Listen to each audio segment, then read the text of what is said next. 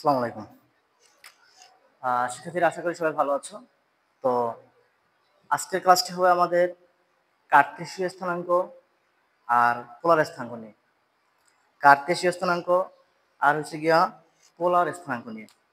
তো আমরা জানি কার্টেসীয় স্থানাঙ্ক যেটা, কার্টেসীয় স্থানাঙ্ক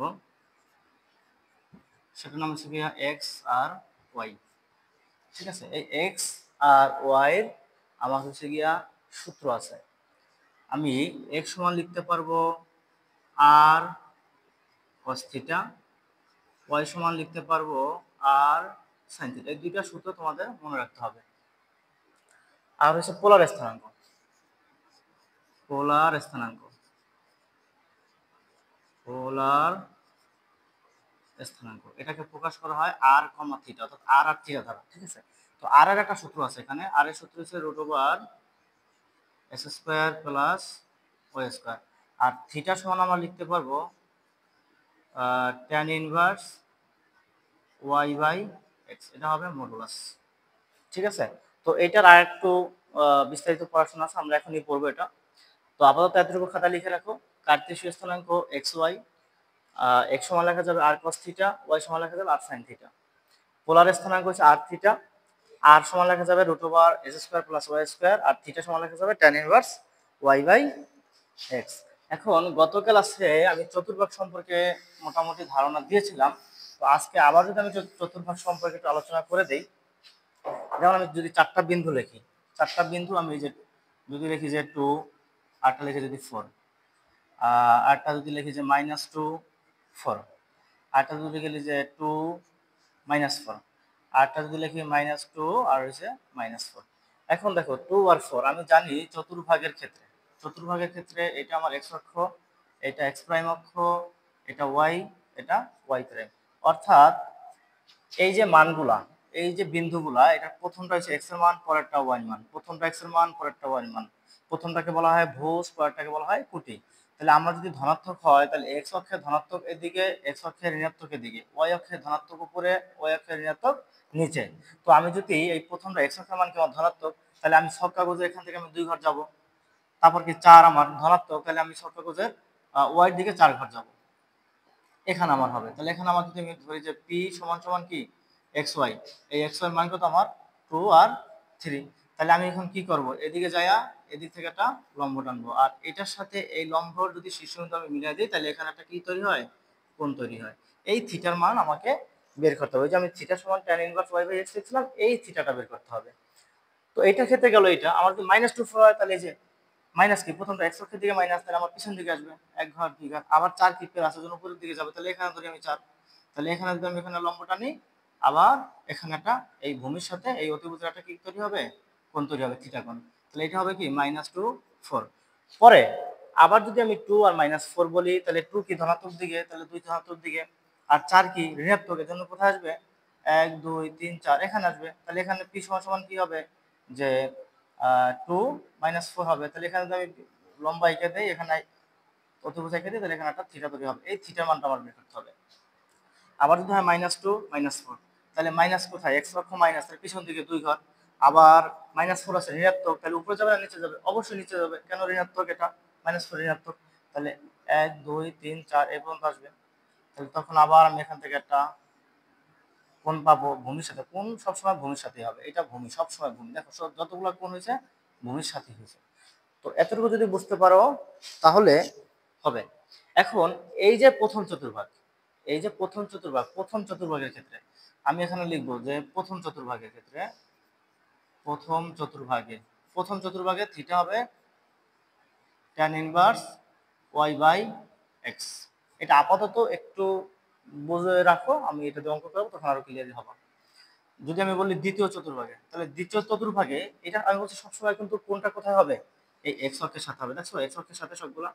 ওকে, তাহলে প্রথম চতুর্ভাগে আমার থিটা যদি আমি বের করতে চাই, পোলার স্থানাঙ্কের আর আর থিটা যে আমি বের করব, থিটা আমি বলছিলাম tan inverse y by x, কিন্তু সব সময় থিটা এটা হবে না। কেন হবে না, কারণ চতুর্ভাগ ভেদে থিটার সূত্রগুলো আলাদা হবে। তাহলে আমি যদি প্রথম চতুর্ভাগ বলি তাহলে থিটা সমান tan inverse y by x হবে। যদি দ্বিতীয় চতুর্ভাগে বলি তাহলে দেখো এই যে এখান থেকে তুমি শুরু করি, এখান থেকে এই দ্বিতীয় চতুর্ভাগে এটা তোমার এই এতটুকুর কোণ কতটুকু 180 ডিগ্রি, 180 থেকে আমার এটা বিয়োগ দিতে হবে। তাহলে দ্বিতীয় চতুর্ভাগে থিটা কত হবে? 180 ডিগ্রি থেকে মাইনাস হবে কি tan inverse y by x। এটা আবার পরম মান দিতে হবে। পরম মান মানে কি, তোমার y এর মান ঋণাত্মক থাকুক, x এর মান ঋণাত্মক থাকুক, কিন্তু পরম মান যখন উঠাবো তখন আর কোনো ঋণাত্মক থাকবে না, সব ধনাত্মক হয়ে যাবে। আমি একটা অঙ্ক একটু পরে দেখাবো।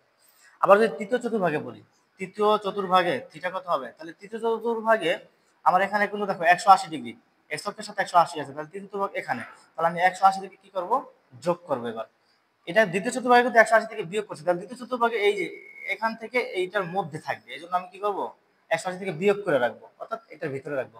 আর যদি তৃতীয় চতুর্ভাগ আছে তাহলে অবশ্যই 180 থেকে প্লাস করতে হবে। তাহলে আমি প্লাস করি, 180 ডিগ্রি প্লাস কি হবে, tan inverse y by x এর মডুলাস।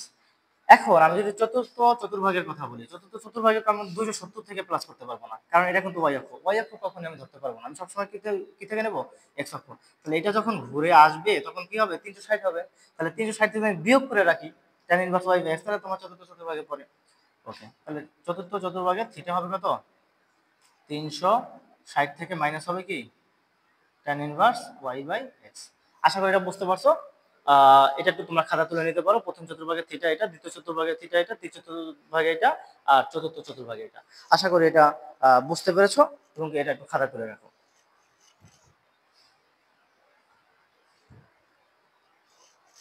আচ্ছা, সবার হাতে খাতা তোলা হয়ে গেছে? না হলে ভিডিও পজ করে তোমরা এটা পরে তুলে নিবে।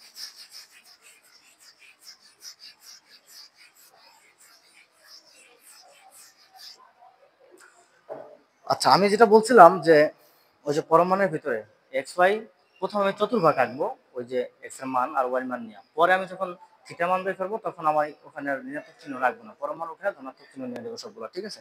এখন আমি যদি একটা অঙ্ক দেখাই, কি অঙ্কটা আমি একটু দেখে লিখি, -√3 1 -√3 আর হচ্ছে 1 বিন্দুকে বিন্দুকে আর থিটার মাধ্যমে প্রকাশ করো, আর এবং থিটা এর মাধ্যমে প্রকাশ করো। তাহলে দেখো আর আর থিটা এটা আমার কি পোলার স্থানাঙ্ক, আমার দেওয়া আছে কি এক্স আর ওয়াই দেওয়া আছে, তাহলে এটা কার্টেসীয় স্থানাঙ্ক। তো আমি কি করবো, এখন কার্টেসীয় স্থানাঙ্ক থেকে পোলার স্থানাঙ্ক বের করব। তাহলে আমি এটা এটা আমার যদি কোশ্চেন হয় আমি বলবো উত্তর, উত্তর কি দেওয়া আছে, দেওয়া আছে x সমান সমান কি -√3 আর y সমান সমান কত 1। তাহলে এবার চতুর্ভাগে আঁকতে চাই, তাহলে চতুর্ভাগে x সমান কি -√3, তাহলে আমি যদি ধরি যে মাইনাস √3 -√3 1 -√3 2 -√3 3, তাহলে এই পর্যন্ত আমার যদি x মান আসে তাহলে y মান কি আমার প্লাস, তাহলে প্লাস হলে কি উপরের দিকে যাবে, তাহলে এখানে ধরি এক ঘর, তাহলে আমার কোনটা কোথায় হয়েছে, দ্বিতীয় চতুর্ভাগে হয়েছে, কোথায় হয়েছে, দ্বিতীয় চতুর্ভাগে। তাহলে দ্বিতীয় চতুর্ভাগে থিটা সমান আমরা কি জানছিলাম, 180 ডিগ্রি মাইনাস কি tan inverse y by x। Clear? Okay, তাহলে এখন আমার যদি আর বের করতে হয়, তাহলে আর এর আমরা সূত্র জানি কি, √x² প্লাস y²। তাহলে √x² কত, -√3 1² প্লাস 1²। তাহলে এখানে কত হবে, 3 প্লাস 1 সমান সমান কত, √4 সমান সমান কত, 2। তাহলে আর এর মান কত হইলো আমার, আর এর মান কত হইলো, 2 হইলো। ঠিক আছে, তাহলে আর এর মান আমরা পেলাম। এখন যদি আমি থিটা বের করতে চাই, এটা তো সবাই বুঝতে পেরেছো। এখন যদি আমি থিটা বের করতে চাই, ওকে, তাহলে আমরা জানি কি দ্বিতীয় চতুর্ভাগের ক্ষেত্রে যেহেতু আমার বিন্দুটা কোথায় পড়ছে, আমরা এটা একটু লিখে নিতে পারি যে যেহেতু বিন্দুগুলো দ্বিতীয় চতুর্ভাগে অবস্থান করেছে, সেহেতু থিটা সমান সমান কি লিখবো আমি, ওই যে 180 আগে 180 ডিগ্রি মাইনাস কি tan inverse y by x। Okay, তাহলে এই যে 180 ডিগ্রি দেব মাইনাস tan ইনভার্স ওয়াই কত আমার ওয়াই কত ছিল ওয়াই এই যে ওয়াই ছিল 1 আর এটা ছিল -√3 ওকে।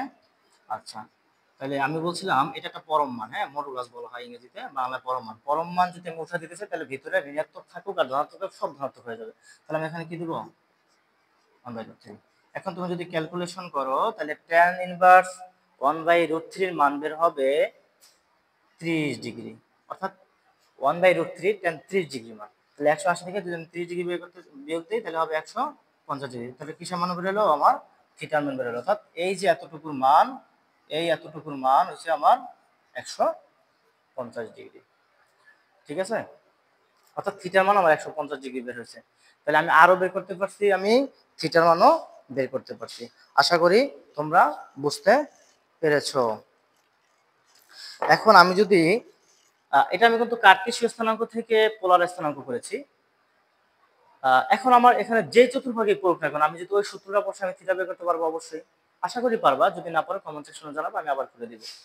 তো এখন আমি যদি পোলার স্থানাঙ্ক থেকে কার্টেসীয় স্থানাঙ্ক বের করি, হ্যাঁ অবশ্যই পারবো, জাস্ট রিভার্স করবো এটা।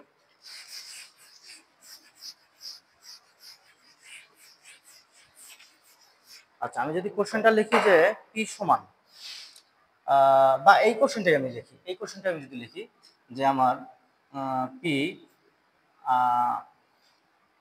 এটা আমার এক্স এর মান কত বেরিয়েছিল, এই আর এর মান কত বেরিয়েছিল 2 আর বেরিয়েছে 150 ডিগ্রি।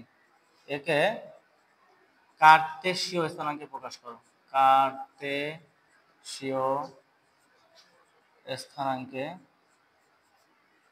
প্রকাশ করো ওকে। আচ্ছা এখন আমি এখানে কি লিখবো, আমি এখন এখানে লিখবো আমার এখানে কি দেওয়া আছে, এক্স ওয়াই মান কিন্তু দেওয়া নাই, আমার বের করতে হবে এক্স ওয়াই মান।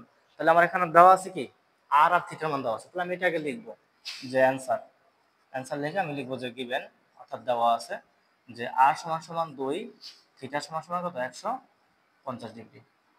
তাইলে আমি কিন্তু কার্টেসীয় স্থানাঙ্কের বেলায় আমি জানি, অর্থাৎ আমরা জানি কি আমরা জানি x সমান সমান কি আর cos থিটা, আর cos থিটা, ঠিক আছে। আচ্ছা আচ্ছা আমার এখানে যেহেতু ক্যালকুলেটর আমার কাছে এখন নাই, আমি এখানে 150 না নেই, আমি যদি এখানে মনে করো যে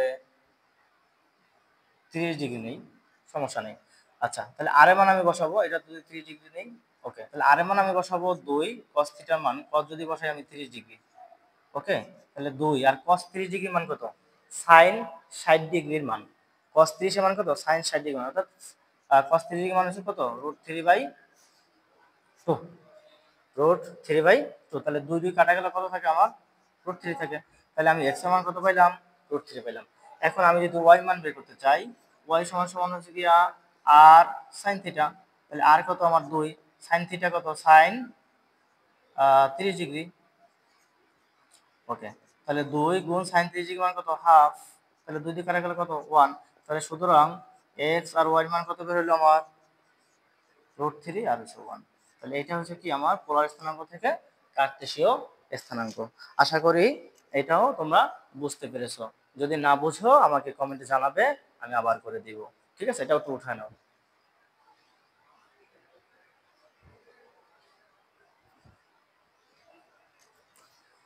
আচ্ছা এটা একটু সবাই উঠায় নাও। তো আশা করি কার্টেসীয় স্থানাঙ্ক থেকে আমরা পোলার স্থানাঙ্ক পারবো, পোলার স্থানাঙ্ক থেকে আমরা কার্টেসীয় স্থানাঙ্ক পারবো।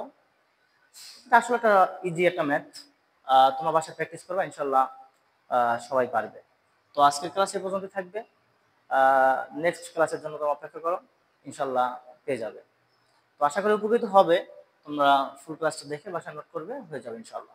আসসালামু আলাইকুম।